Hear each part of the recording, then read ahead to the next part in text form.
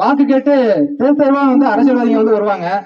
என்னன்னா எங்களுக்கு திமுகவுக்கு ஓட்டு போடுங்க, அதிமுகவுக்கு ஓட்டு போடுங்க, பாஜகவுக்கு ஓட்டு போடுங்கன்னு சொல்லி வருவாங்க. திமுகவுல ஒரு 10 கட்சி கூட்டணியில இருப்பாங்க. அதுபோல வந்து அதிமுகவுல ஒரு 10 கட்சி கூட்டணியில இருப்பாங்க. பாஜகவுல ஒரு 10 கட்சி கூட்டணியில இருப்பாங்க. இந்த மாதிரி கூட்டணியில நின்றுதான் அரசியல் கட்சிகள் வந்து தேர்தலை வந்து சந்திக்கும். இதான் நம்ம பார்த்த அரசியல் அப்படிங்கிறது. ஆனா தமிழ்நாட்டுல தொடர்ச்சியா 2016 சட்டமன்ற தேர்தல் இருந்து 2016 சட்டமன்ற தேர்தல், 2019 பாராளுமன்ற தேர்தல், அதுக்கப்புறம் 2021 சட்டமன்ற தேர்தல், அதுக்கப்புறம் இப்ப தனித்து 2024 பாராளுமன்ற தேர்தல் வந்து தனித்து நிற்கக்கூடிய ஒரே அரசியல் கட்சி நாம் தமிழர் கட்சி தான். இந்தியாவிலே எந்த ஒரு அரசியல் கட்சியுமே தேர்தலை வந்து தனிச்சு நின்னது கிடையாது. ஆனா ஒரே ஒரு அரசியல் கட்சி தான் தனிச்சு நிற்கும். இந்த அரசியல் கட்சிகளோட நோக்கம் வந்து என்னவா இருக்குன்னு மக்கள் வந்து சிந்திக்கணும். இப்ப ஏப்ரல் 19 வந்து தேர்தல், நீங்க வந்து திமுகவுக்கு ஓட்டு போடணும்னு சொல்லி 500 1000 பணத்தை கொடுப்பாங்க. அது மாதிரி அதிமுகவுல 500 1000 பணத்தை கொடுத்து எங்களுக்கு வாக்கு செலுத்துங்க. அது மாதிரி பாஜக வருவாங்க, நாங்க மாற்றத்தை கொண்டு வரணும், அவங்களும் பணம் கொடுப்பாங்க. இப்படிதான் வந்து அரசியல் கட்சிகள் வந்து மக்கள்கிட்ட வந்து வாக்குகளை வந்து அறுவடை பண்றாங்க. அறுவடை பண்ணி மக்களுக்கு தேவையான விஷயத்த பண்றாங்களா அப்படின்னு பார்த்தோம்னா பண்ணல. இப்ப இங்க இருக்கக்கூடிய கனிம வளங்கள் முழுவதும் கேரளாவுக்கு வந்து கடத்திட்டு போறாங்க. எல்லா மக்களுமே பார்க்கலாம். இந்த தென்காசி மெயின் ரோட்ல வந்து பார்க்கலாம். இங்க இருக்கக்கூடிய லாரிகள்ல கேஎல்னு போர்டு போட்ட லாரிகள் வந்து கற்களையும் மணல்களையும் தொடர்ச்சியா வந்து கேரளாவுக்கு வந்து கடத்திட்டு போறாங்க.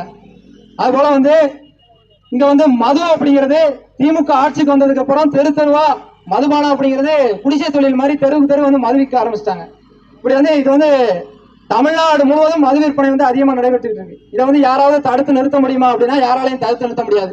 மக்கள் நினைச்சோம்னா அந்த மாதிரி சாராயம் விற்கிறாங்க, இதை தடுத்து நிறுத்த முடியுமானா நிறுத்த முடியாது.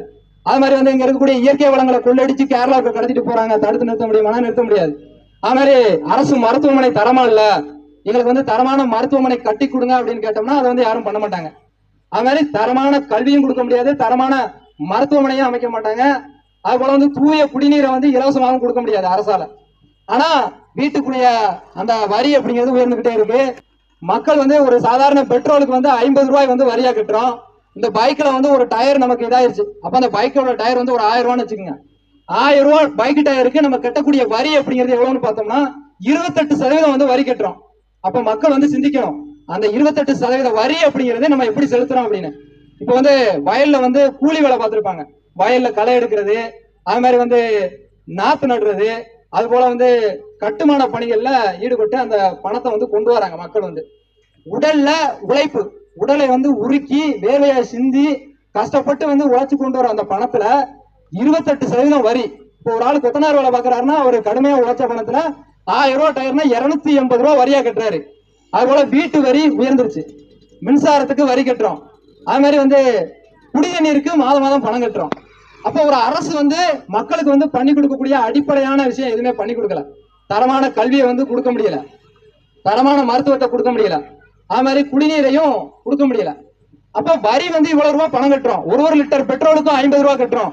சாதாரணமா ஒரு நாளைக்கு 1 லிட்டர் பெட்ரோல் பயன்படுத்தினா கூட மாதத்திற்கு ஒரு நாளைக்கு 50 ரூபானா 5 15 1500 ரூபாய் பெட்ரோலுக்கு மட்டும் ஒருத்தர் வந்து ஒரு வீட்டுல வரியா கட்டுறாங்க. அது மட்டும் இல்லாம நீங்க பைக்கு, டூ வீலர் இந்த மாதிரி எந்த விதமான இதுக்குமே 28% வரி கட்டுறீங்க. அப்ப இவ்வளவு வரியை வந்து வாங்குறாங்க. ஒரு அரசு வந்து ஒரு சாதாரண குடிமகன்கிட்ட வந்து போட்டிருக்க செருப்புல இருந்து தலைக்கு தைக்கிற எண்ணெய் வரைக்கும் வரியை வந்து வாங்குறாங்க. இப்ப இந்த வரியை வந்து மக்களுக்கு வந்து என்னவா திருப்பி கொடுக்காங்க அப்படின்னு மக்கள் வந்து சிந்திக்கணும். அப்படி சிந்திச்சாதான் நமக்கு இந்த அரசியல் அப்படிங்கிறது புரியும். நான் ஒரு அரசு எதற்காக இருக்குன்னா அடிப்படையா மக்களுக்கு வந்து தரமான கல்வியை கொடுக்கணும். இப்ப ஒரு வீட்டுல வந்து ஒரு ஏழையா இருக்காங்க, உழைச்சி அந்த பணத்தை வச்சு அவன் வாழக்கூடிய சூழ்நிலையை வந்து அரசு உருவாக்கி இருக்கணும். அந்த சூழ்நிலையை வந்து இங்க உருவாக்கி இருக்குதா அப்படின்னா உருவாக்கல அப்படிங்கிறது உண்மை. என்ன அப்படின்னா எல்லாத்துக்குமே வரி செலுத்தியாச்சு. இப்போ ஒரு குழந்தை பிறக்கணும் அப்படின்னா அரசு மருத்துவமனைக்கு நம்மளால போக முடியல, என்ன பயம் குழந்தை இறந்துரும் அப்படின்னு நினைக்கிறோம். அப்ப தரமான மருத்துவம் வந்து அரசு மருத்துவமனையில இல்ல. எம்பிக்கோ எம்எல்ஏக்கோ பெரிய பெரிய அரசியல்வாதிகளுக்கோ பணம் படைத்தவர்களுக்கோ 10 லட்சம் 20 லட்சம் கட்டி பாத்துருவாங்க. ஆனா கூலி வேலை பாக்குற 200 ரூபாய் 300 ரூபாய் சம்பளம் வாங்குறவங்க வீட்டுல உடம்பு சரியில்லைன்னா 10 லட்சம் 20 லட்சம் அவங்களால செலவு பண்ண முடியாது.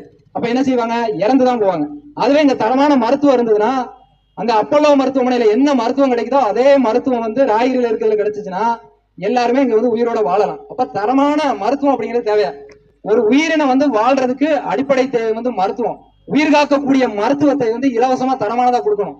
அதாவது சாதாரணமான காய்ச்சல் இருந்து எவ்வளவு பெரிய அறுவை சிகிச்சையா இருந்தாலும் அதை வந்து இலவசமா கொடுக்கணும். இததான் அண்ணன் சீமான் அவர்கள் வந்து சொல்றாங்க. நாம் தமிழர் கட்சியினுடைய முக்கிய கொள்கையே இதுதான். இவ்வளவு ரூபா மக்கள் கிட்ட வரி வாங்கக்கூடிய அரசு ஏன் வந்து தரமான மருத்துவத்தை வந்து கொடுக்க முடியல அப்படிங்கிறது. இன்னொன்னு, இந்த மருத்துவத்தினால கடன் வாங்கின குடும்பங்கள் இருக்கும். அது மாதிரி குழந்தைகளை படிக்க வைக்கிறதுக்காக கடன் வாங்கி நிலத்தை வித்து இப்படி எல்லாம் இருப்பாங்க. அப்ப கல்வி கற்கிறதுக்கு குழந்தைய வந்து கடனாளி ஆக்குறாங்க. அப்ப தரமான கல்வியை வந்து இலவசமா கொடுக்கணும் அப்படிங்கறத நாம் தமிழர் கட்சியோட இது. ஆரம்ப கல்வி முதல் ஆராய்ச்சி கல்வி வர, ஆரம்ப கல்வியில இருந்து ஆராய்ச்சி கல்வி வரனா அவங்க டிகிரி படிக்கிறது, அடுத்து மேல மாஸ்டர் டிகிரி படிச்சாலும் அதை இலவசமா கொடுக்கணும்னு சொல்லி சொல்றாங்க. எந்த ஒரு அரசியல் கட்சியுமே சொல்லல. ஆட்சி அதிகாரத்தில் இருக்கக்கூடிய திமுகவோ அதிமுகவோ பாஜகவோ யாருமே சொல்ல மாட்டாங்க. ஏன் சொல்ல மாட்டாங்க அப்படிங்கறத மக்கள் சிந்திக்கணும். மருத்துவத்தை வியாபாரம் ஆக்கிட்டாங்க, கல்வியை வியாபாரம் ஆக்கிட்டாங்க, குடிக்கக்கூடிய தண்ணீரை வியாபாரம் ஆக்கிட்டாங்க. அதனாலதான் குடிக்கக்கூடிய தண்ணீருக்கு மாதந்தோறும் வந்து குடிநீர் கட்டணம் வசூலிக்காங்க. ஆனா வந்து அரிசியை வந்து ரேஷன் கடைகள்ல வந்து இலவசமா போடுறாங்க. 15 கிலோ அரிசியை மாதந்தோறும் இலவசமா போடக்கூடிய அரசு ஏன் வந்து குடிக்கக்கூடிய தண்ணீருக்கு வந்து வசூலிக்குது பணத்தை அப்படிங்கிறத சிந்திக்கணும். அப்ப இதான் அரசியல். இப்ப திமுக ஆட்சிக்கு வருது அப்படின்னா அவங்க வந்து பெருதோறும் சாராயங்களை விற்பாங்க, அது மூலம் வந்து பணம் பார்ப்பாங்க. இங்க இருக்கக்கூடிய மலைகள் எல்லாம் வெட்டி கேரளாவுக்கு கடத்துவாங்க, அதுல பல கோடி ஊழல் பண்ணி கமிஷன் அடிப்பாங்க. ரோடு போடணுமா, பாலம் கட்டணுமா, எல்லாத்திலையும் ஊழல் பண்ணுவாங்க. அவங்க கட்டக்கூடிய பாலமா இருந்தாலும் சரி, அவங்க கட்டக்கூடிய அரசு கட்டிடமா இருந்தாலும் சரி, 5 ஆண்டுகளுக்கு மேல அதனுடைய தரம் அப்படிங்கிறது இருக்காது. வெள்ளக்காரன் காலத்துல கட்டின கட்டிடங்கள்லாம் இன்னமும் இருக்கு. இப்ப சிவகிரியில போய் சார் பதிவாளர் அலுவலகத்தை போய் பார்த்தோம்னா அது வந்து வெள்ளக்காரன் காலத்துல கட்டினது, அது வந்து இன்னும் நல்லா ஸ்ட்ராங்கா இருக்கு. ஆனா நம்ம ஊர்ல இருக்கக்கூடிய அரசு மருத்துவமனை கட்டி இப்பதான் கட்டினாங்க. ஆனா அதை போய் பார்த்தோம்னா அங்கங்க இடிஞ்சு போய் கிடக்கும். அப்ப இந்த ஆட்சியாளர்கள் வந்து தரம் குறைந்ததா கட்டுறாங்கன்னா காரணம் என்னன்னா ஊழல். அப்ப தரமானதா எதுவுமே பண்ண மாட்டாங்க. அப்ப இந்த அரசு மருத்துவமனை இவங்க கட்டக்கூடிய எல்லாத்துலயுமே கமிஷன் பார்ப்பாங்க. அப்ப மக்கள் புரிஞ்சுக்கணும், இவங்க ஆட்சிக்கு வர்றதே வியாபாரமா தான் பாக்குறாங்க.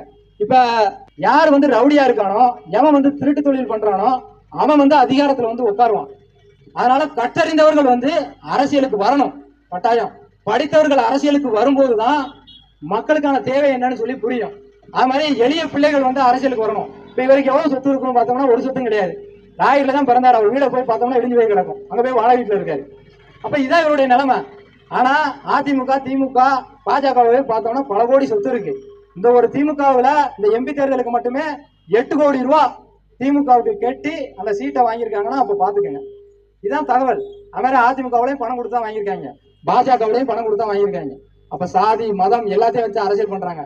இப்ப வாக்கு செலுத்தும் போது ஒரு வீடா என்ன செய்வாங்கன்னா கடைசி 2 நாள் போய் 200 ரூபா ஒருத்தர் போடுவாரு, ஒருத்தர் போய் 500 ரூபா போடுவாரு, ஒருத்தர் 1000 ரூபா கொடுப்பான். இன்னொருத்தர் என்ன சொல்லுவான், நீங்க பாட்டில் கொடுத்துடுறேன், எல்லாருக்கும் ஆளுக்கு ஒரு பாட்டில் கொடுத்துறேன், நமக்கு ஓட்டை போட்டு விட்டுருங்க, பாட்டில் கொடுத்துடுறோம் உதயசூரியனுக்கு போட்டுருங்க, பாட்டில் கொடுத்துறோம் ரெட்டலைக்கு ஓட்டு போட்டுருங்க, பாட்டில் கொடுத்துறோம் தாமரைக்கு போடுங்க. அப்ப மக்கள் புரிஞ்சுக்கணும், அரசியல் சரியான அரசியல் பண்றாங்க இந்த எளிய மக்கள் வந்து.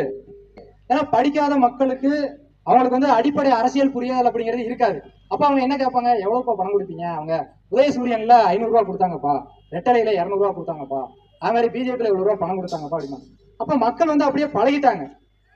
அரசியலுங்கிறது வாக்கு அப்படிங்கிறத பணம் கொடுப்பாங்க அப்படிங்கிற மாதிரி ஆகிப்போச்சு.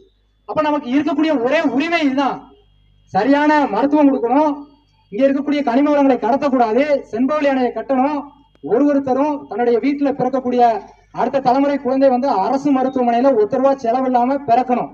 அது மாதிரி அந்த பிறந்த குழந்தை வந்து கடனாளியாகி கல்வி கற்காம தலை நிமிர்ந்து தரமான கல்வியை வந்து பெறணும். 1ஆம் வகுப்பு முதல் ஆராய்ச்சி கல்வி வரைக்கும் இலவசமா கொடுக்கணும். அப்ப தரமான கல்வியை கொடுக்கணும். அது மாதிரி தரமான மருத்துவம் வந்து எத்தனை லட்சம் ரூபானாலும் இலவசமா கொடுக்கணும். இப்படி வந்து அடிப்படை தேவையை கொடுக்கணும் அப்படிங்கிற சொல்லக்கூடியது நாம் தமிழர் கட்சி தான். அப்ப அந்த கட்சிக்கு வாக்கு செலுத்தினா மட்டும்தான் நம்ம கடனாளியா மாற முடியாது. அப்படி இல்லைன்னா படிக்கக்கூடிய குழந்தை வந்து கல்விக்கு கடனாளி ஆயிருப்பாங்க, கல்வி கடன் வாங்கியிருப்பாங்க. விவசாயம் பண்ணக்கூடியவங்க விவசாய கடனாளி ஆயிருப்பாங்க. அது மாதிரி வந்து மருத்துவத்திற்கு இடங்களை விட்டு மருத்துவமனையில சிகிச்சை பார்ப்பாங்க. இந்த மாதிரியான சூழல் தான் உருவாகும்.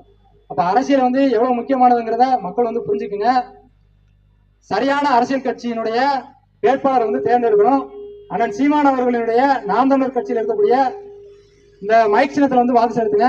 ஏப்ரல் 19ஆம் தேதி நீங்க வாக்குச்சாவடிக்கு போகும்போது மற்றவங்க கொடுத்த பணம் கொடுத்தா வாங்கி வச்சுக்கோங்க. அது வந்து உங்ககிட்ட இருந்து அடிச்ச பணம் தான், அதனால வாங்கி வச்சுக்கோங்க. ஆனா நீங்க செலுத்தக்கூடிய வாக்கு அப்படிங்கிறது நாம் தமிழர் கட்சியினுடைய மைக் சின்னத்துல நீங்க ஓட்டு பெட்டியில போய் வாக்கு பெட்டியில போய் பாத்தீங்கன்னா 8வது நம்பர்ல இசைமதி வாணன் இருக்கும். அதுல இந்த மைக் சின்னத்துல வந்து உங்களுடைய வாக்குகளை செலுத்துங்க.